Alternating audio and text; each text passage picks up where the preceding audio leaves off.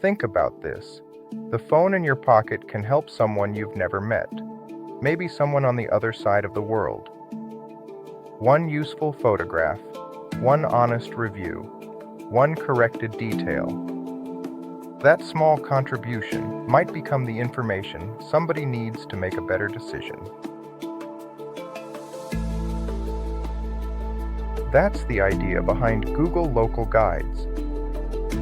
Ordinary people share what they genuinely know about places they've actually visited. Reviews, photographs, videos, updated information, missing places, and map corrections. Local knowledge becomes useful information for people everywhere. Getting started is simple. Sign in with your personal Google account, open Google Maps, and look for Contribute. And here's my advice. Don't begin by thinking about levels or points.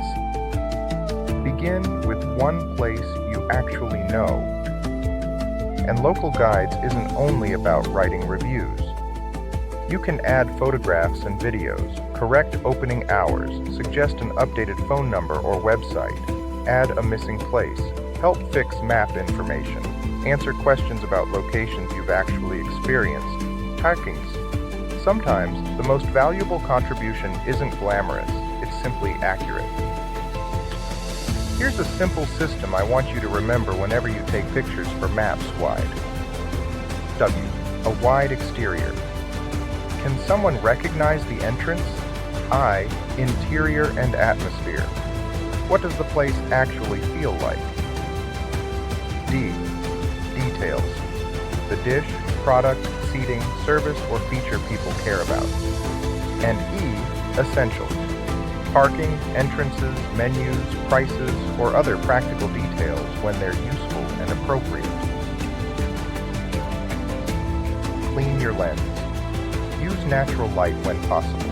Keep the horizon straight. Take several angles, but upload only the strongest, genuinely useful ones. Video works differently. Don't wave the phone everywhere trying to show everything at once. Think. One video, one idea.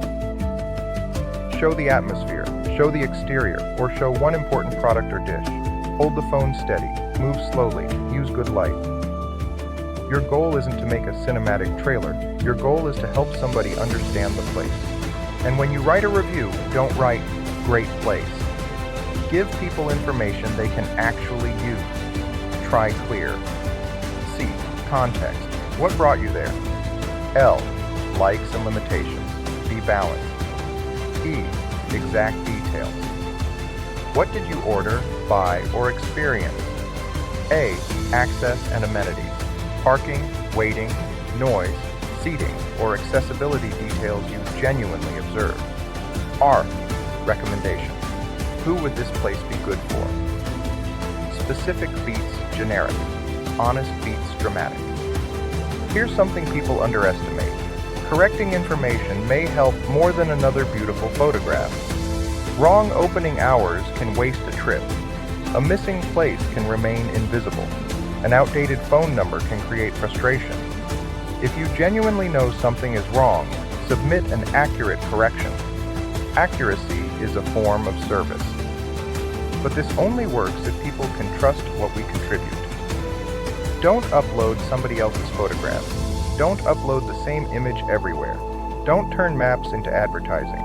Don't write reviews for experiences you didn't actually have.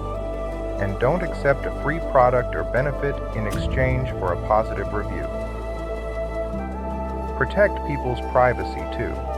Avoid identifiable faces without permission, especially in sensitive places, and never photograph private areas or no photo locations just to earn another contribution. Useful first, points second. Yes, there are points and levels. And yes, reaching higher levels can unlock badges and sometimes eligibility for program benefits. But don't confuse points with payment. Google says reviewers aren't paid for reviews. My rule would be simple. Never ask, how many points can I get? Ask, how useful can this contribution be? So here's my challenge. For the next 7 days, don't try to become the biggest contributor in your city. Try to become the most useful. Okay. Fix one fact. Photograph one entrance. Share one detail somebody might otherwise miss.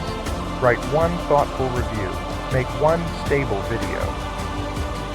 And before you post anything, ask one question. Would this genuinely help a stranger? Almost all of us already carry a camera and a map in our pocket. The difference is what we choose to do with them. Yeah. Your neighborhood is somebody else's destination. Your ordinary place may be somebody else's discovery.